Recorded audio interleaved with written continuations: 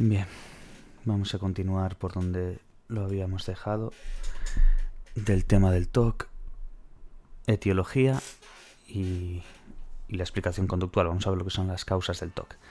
La explicación conductual se basa en la teoría bifactorial de Maurer sobre el miedo y la evitación. Las conductas de escape o evitación ante estímulos inductores de miedo son reforzadas negativamente por su capacidad para reducir la ansiedad. Vamos, un condicionamiento instrumental. En el trastorno obsesivo compulsivo, el escape o la evitación adquieren la forma de compulsiones o rituales. En las formulaciones que el conductismo ofreció sobre el TOC, el núcleo de razonamiento se centraba en las compulsiones, apelando a su capacidad para disminuir la ansiedad que provocan las obsesiones. Las obsesiones se conceptúan como estímulos condicionados nocivos que han adquirido propiedades ansiógenas por su asociación con un evento muy desagradable. El planteamiento conductista inicial se basaba en la hipótesis de la reducción de la ansiedad. Esta hipótesis está dirigida a explicar las compulsiones. La compulsión protege a la persona de la capacidad que tiene la obsesión de activar o de provocar miedo, lo que lleva al individuo a entrar en un círculo vicioso. Los rituales compulsivos, limpiar, comprobar, reasegurar, etc., persisten por el aprendizaje de evitación, que se produce cuando un comportamiento aprendido impide o previene que la persona se enfrente a un estímulo nocivo y o productor de miedo. Esta hipótesis general explica el TOC como el producto final de una combinación de diferentes procesos de aprendizaje, similar a la siguiente secuencia. Tendremos las obsesiones, en el apartado A, que nos dice que son estímulos condicionados nocivos, que provocan pues ese malestar emocional. Un aumento del arousal, vamos. La cualidad de nocividad se ha adquirido por aprendizaje asociativo y se explica apelando a los efectos emocionales negativos que induce. B. El aumento de activación, asociado pues al malestar emocional. Es desagradable y motiva el desarrollo de conductas dirigidas a disminuirlo, compulsiones. Esta se convierte en un procedimiento por el que la persona consigue evitar el malestar. A corto plazo, las compulsiones pues reducen o alivian el malestar y se refuerzan negativamente, que es la vía del condicionamiento instrumental. Y a medio plazo, las compulsiones impiden que la persona se habitúe al malestar provocado por las obsesiones y con el paso del tiempo se vaya atenuando el malestar hasta que desaparezca por completo. Entonces entendamos esas obsesiones básicamente como esos estímulos condicionados nocivos que van a provocar ese malestar emocional, luego ese aumento de activación, que ya vimos. A corto plazo, como esas compulsiones reducen o alivian lo que sería ese malestar y se refuerzan negativamente a través pues, de lo que conocemos ya por aprendizaje como el condicionamiento instrumental, y luego pues a medio plazo ya hablaríamos pues, de esas compulsiones que impiden que la persona ya se llegue a habituar a ese malestar provocado por esas obsesiones. Y con el paso del tiempo pues, se va a atenuar ese malestar hasta que desaparezca por completo. Vale, Rachman introdujo una hipótesis adicional para explicar la persistencia de las obsesiones y no solo de las compulsiones. La idea fundamental es que las obsesiones persisten por dos aspectos. Primero, porque la persona fracasa en habituarse a su irrupción en el flujo normal de pensamientos. Y segundo, porque se ha producido un aumento de la sensibilización a los productos cognitivos conscientes, los pensamientos. El aumento de sensibilidad es originado por variables donde Rachman destaca pues, el estado de disforia en el que se producen las obsesiones, las características previas de personalidad, introversión, rigidez, minuciosidad, acontecimientos estresantes, la activación de ese arousal elevado y la percepción de falta de control.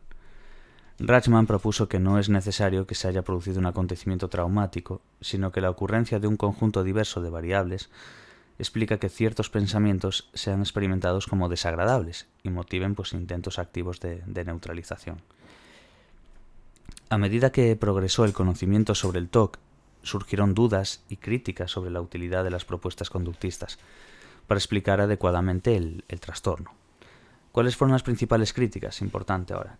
Clark nos dice que hay pocos datos que apoyen la idea de que las obsesiones se hayan adquirido vía asociación con una experiencia traumática. Algunos contenidos obsesivos no se asocian con ansiedad, sino con otras variables como el perfeccionismo o las sensaciones de inacabado. Muchas compulsiones persisten a pesar de que aumentan la ansiedad y causan unos niveles considerables de malestar emocional. El contenido de las obsesiones no es siempre el mismo. Las compulsiones no siempre se realizan para disminuir la ansiedad provocada por una obsesión. Reducir la ansiedad no es siempre el criterio en el que se basa la persona para dar por finalizados sus rituales, lograr la sensación de acabado o de que las cosas están como deben. Es uno pues, de los motivos más importantes. Eso sería dentro de las críticas que cita Clark, ¿no? Luego también tendríamos a Rachman, que nos plantea una crítica de las dificultades que plantea la hipótesis conductista para explicar cómo es posible que tras una exposición repetida al estímulo nocivo, la obsesión, sin que se produzcan las consecuencias temidas, la ansiedad vuelve a estar presente cuando retorna a la obsesión. Para explicar esta paradoja, introdujo el concepto de procesamiento emocional, como una explicación alternativa y o complementaria a la hipótesis inicial de reducción de la ansiedad. La definió como un proceso según el cual las alteraciones emocionales van amortiguándose y disminuyendo en la medida en que otras experiencias y comportamientos pueden desarrollarse sin interrupción. La ansiedad se mantendrá mientras no se haya procesado completamente la emoción y disminuirá cuando se haga satisfactoriamente. Rachman señaló indicadores que alertan sobre un deficiente procesamiento emocional: la persistencia de las obsesiones, su recurrencia, las pesadillas, la expresión inadecuada de las propias emociones, el regreso del miedo. Rachman incidía en que la persona no había conseguido procesar de manera adecuada su estado emocional, lo que era clave para el mantenimiento del problema. El planteamiento de Rachman fue objeto de una mayor elaboración posterior por Foix y Cossack, que es la base sobre la que se asienta desde entonces el tratamiento del TOC, de hecho, que cuenta pues, con mayor evidencia científica, ¿no? La exposición con prevención de la respuesta, muy importante esto, ¿vale? EPR, el acrónimo, nos hace referencia pues, a esa exposición con prevención de la respuesta. La EPR ha impulsado dos modelos conductistas, la del procesamiento emocional y del aprendizaje inhibitorio. La teoría del procesamiento emocional. El miedo está almacenado en una red de memoria que incluye pues, información sobre los estímulos que lo provocan, las respuestas que suscita, además de la información sobre su significado, que es lo que conecta los estímulos con las respuestas a que estos dan lugar. Cualquier intervención terapéutica debe ser capaz de activar esa red de memoria, de manera que pueda confrontarse con, y accederá, información incompatible con la almacenada. La nueva información, una vez integrada en la red, será capaz de provocar un cambio emocional. Así, la persona conseguirá habituarse al miedo y dejará de realizar los comportamientos para disminuir la ansiedad.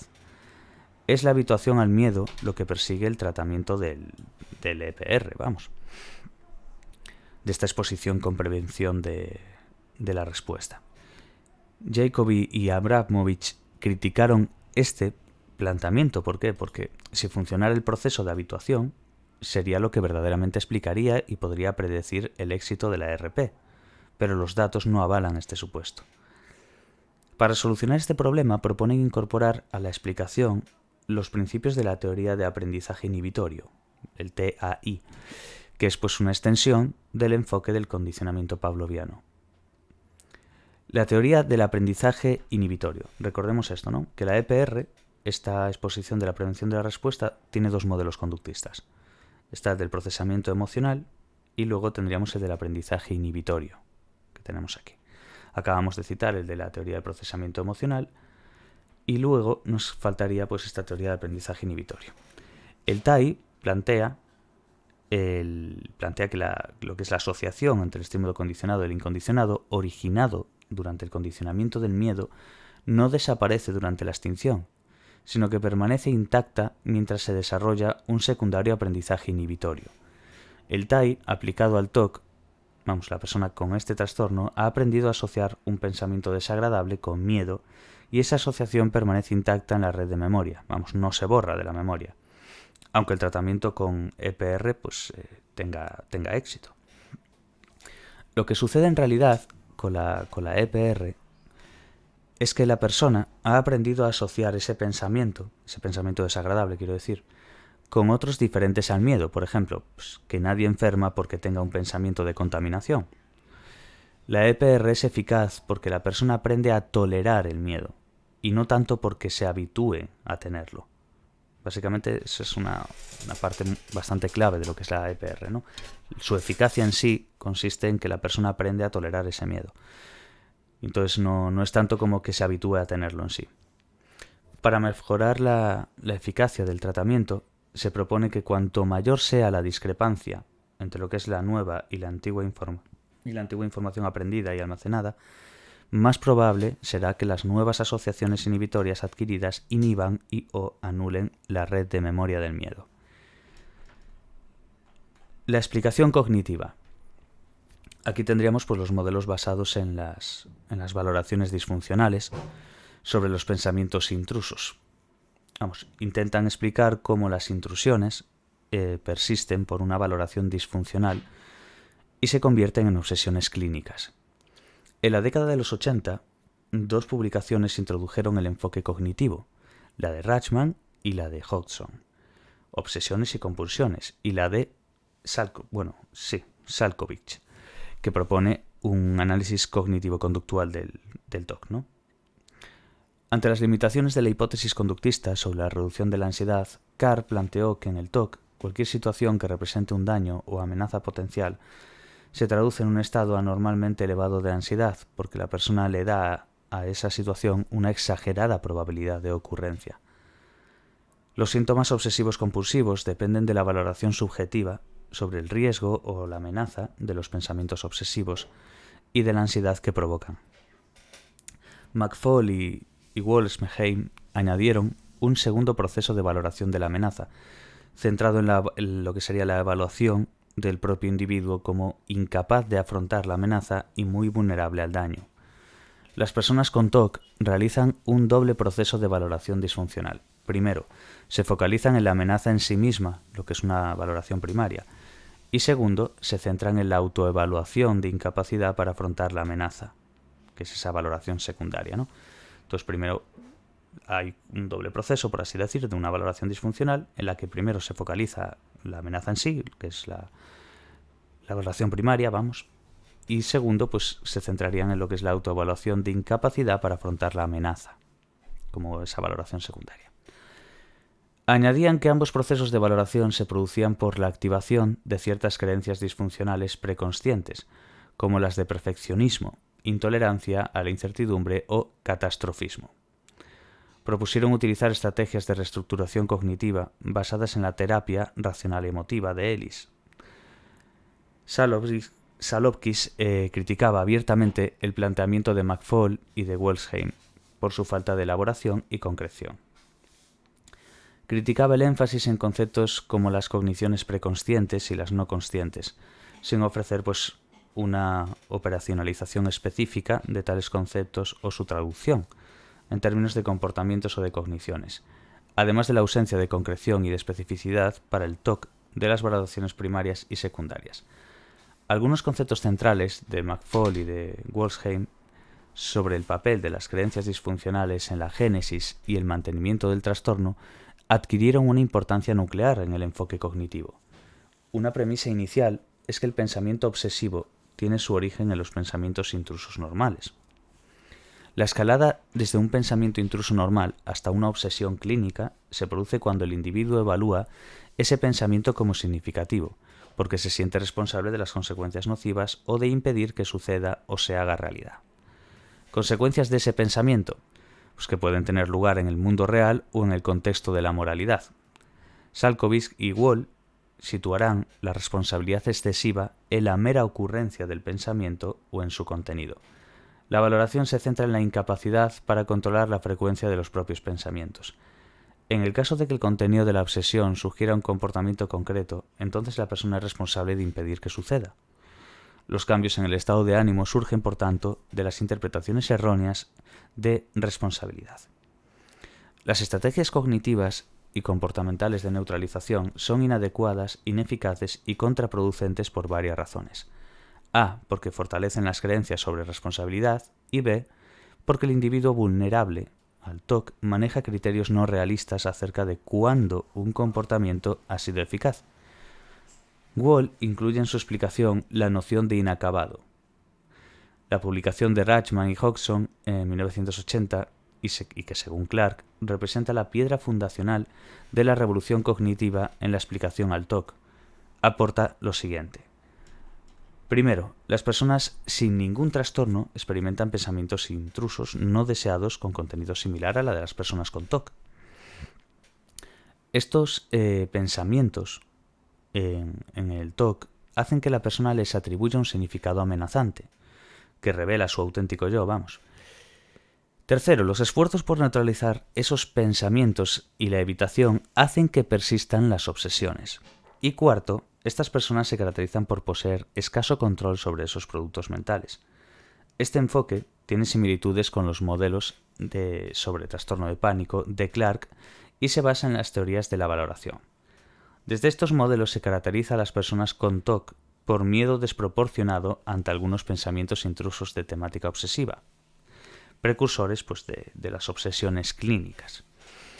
La persona realiza una interpretación inadecuada de sus PIO, pensamientos intrusos de temática obsesiva, una valoración disfuncional primaria, por lo que se embarca en intentos de control o de supresión que son secundarios a o dependen de la valoración negativa de su contenido o de ambas cosas. Esto contribuye a mantener el problema por refuerzo negativo. Para explicar esta escalada desde los pensamientos intrusos a los cuadros obsesivos es necesario conocer las creencias disfuncionales que las personas tienen sobre sus pensamientos en general.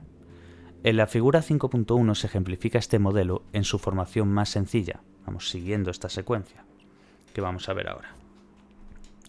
Primera, en determinadas circunstancias o experiencias vitales amenazantes es muy habitual. Segunda, experimentar intrusiones mentales desagradables con contenidos similares a las obsesiones clínicas. Tercera, estas PIO inducen a un estado valorativo sobre su aparición contenido que está bajo la influencia de creencias nucleares relacionadas con los pensamientos y la necesidad de controlarlos. Si la evaluación se acepta como válida y prosigue, pues aumenta la probabilidad de un resultado negativo. El malestar emocional aumenta por el proceso de valoración. Quinta, si el malestar es intolerable, motiva el inicio de comportamientos manifiestos o encubiertos para atenuarlos. Sexta, las estrategias resultan eficaces a corto plazo porque alejan de la mente las intrusiones y crece la sensación de ser capaz de controlar los pensamientos y la conducta. Esto se debe a la imposibilidad de hacer dos cosas a la vez. A medio plazo estos esfuerzos son infructuosos porque es imposible mantener un nivel elevado de atención consciente durante un tiempo prolongado y es prácticamente imposible detener el flujo de los pensamientos. Octava, la intrusión reaparece con mucha probabilidad, efecto rebote. Novena, en esta ocasión la persona se sentirá más alarmada porque creía que lo tenía controlado. Se incrementa la saliencia y la valoración negativa inicial se le suma la interpretación del fracaso en el control. Y décima, el efecto sumativo de los microprocesos en el tiempo aumenta la frecuencia de apariciones y reapariciones de la intrusión inicial. Obsesión clínicamente significativa. Cuantas más veces se repita, más aumenta las probabilidades de que se convierta en una obsesión. Lo que entenderíamos como un círculo vicioso. Vemos, de hecho, en la figura 5.1 el modelo cognitivo general del TOC, basado en esas valoraciones y en esas creencias disfuncionales, como decíamos, ¿vale? La principal diferencia entre unos enfoques y otros va a radicar en el tipo de creencias que se postulan como importantes o necesarias para que se inicie el ciclo. Salkowicz sostiene que los pensamientos intrusos aumentan en frecuencia e intensidad cuando se activan creencias disfuncionales. Los comportamientos de neutralización y control que se pongan en marcha una vez experimentado el pensamiento serán consecuencia directa de que la persona asume que es responsable de cualquier acontecimiento relacionado con el contenido del pensamiento o con su recurrencia. Clark y Purdom dan importancia a las creencias disfuncionales sobre la importancia de los pensamientos en sí mismos y la necesidad de conseguir controlarlos. La diferencia con la explicación de Salkowicz radica en que el comportamiento se llevará a cabo hasta que se consiga eliminar el pensamiento en sí. Clark añade un elemento interesante al modelo general, que serían las valoraciones secundarias de las intrusiones. Para Clark, las valoraciones secundarias lo son acerca del control de las obsesiones y hacen referencia a la importancia y consecuencias percibidas del fracaso en dicho control, que puede ser valorado de manera adaptativa o desadaptativa. Esto daría lugar a esfuerzos adicionales e infructuosos de control, incrementando así el problema. Las valoraciones secundarias desadaptativas o disfuncionales tendrían contenidos semejantes a las primarias, pero hacen referencia directa al fracaso en la supresión. Por ejemplo, el paciente TOC podría 1. Interpretar dicho fracaso como indicador de un significado personal, 2. Valorarlo como amenazante, incrementar las valoraciones de responsabilidad como consecuencia del fracaso, y 3. Realizar interpretaciones inadecuadas sobre la incontrolabilidad de los pensamientos, semejantes a la fusión pensamiento-acción. Rachman pone énfasis en el significado personal que se concede a los pensamientos. El matiz diferente radica en la autorreferencia de los pensamientos. Rachman introduce que las personas con TOC interpretan las sensaciones físicas de la ansiedad, su duración, como indicadores de pérdida de control personal, lo que refuerza la idea de que el pensamiento y sus consecuencias negativas eran importantes. Se trata de modelos cognitivo-conductuales. La diferencia de los modelos conductuales pioneros es que el componente valorativo cognitivo, el factor necesario, que media entre lo que es la experimentación de una intrusión y el inicio de estrategias para controlarla, la propuesta de tratamiento psicológico, que consiste en eliminar o sustituir las valoraciones inadecuadas sobre los propios pensamientos por otras más realistas y acordes con la verdadera naturaleza del pensamiento humano, el cual, por sí solo, no es capaz de realizar cambios en el entorno en ningún sentido. Una adhesión elevada a esas creencias disfuncionales formaría parte el conjunto de factores que configuran la vulnerabilidad a padecer un TOC y actuarían como disparador del trastorno. En 1996, el grupo liderado por Skeet y Randy O'Frost constituyó la Obsessive Compulsive Cognition Working Group, que es la OCCWG, que tenía como objetivo examinar las aportaciones a la comprensión y el manejo del TOC. La primera aportación fue consensuar las áreas de creencias que, según su propia experiencia clínica y sus investigaciones, podrían estar implicadas en la génesis del TOC, y considerar que todas ellas podían tener implicaciones en el origen y mantenimiento del trastorno. Estas creencias debían ser tratadas en términos dimensionales, según un continuo de intensidad de adscripción que pueden variar de unas personas a otras y también de unos pensamientos a otros, incluso en un mismo individuo. Las dimensiones de creencias consensuadas se presentan a continuación, y vamos a ver esta parte de aquí ya en el próximo vídeo. Justo aquí. Que después ya entraríamos directamente en lo que son estas dimensiones de creencias consensuadas. Sobrevalorar la importancia del pensamiento, la importancia de controlar los pensamientos, todo esto, ¿vale? Así que bueno, lo cortamos por aquí y nos vemos en el siguiente vídeo. Mucho ánimo a todos y hasta el próximo vídeo. Chao, chao.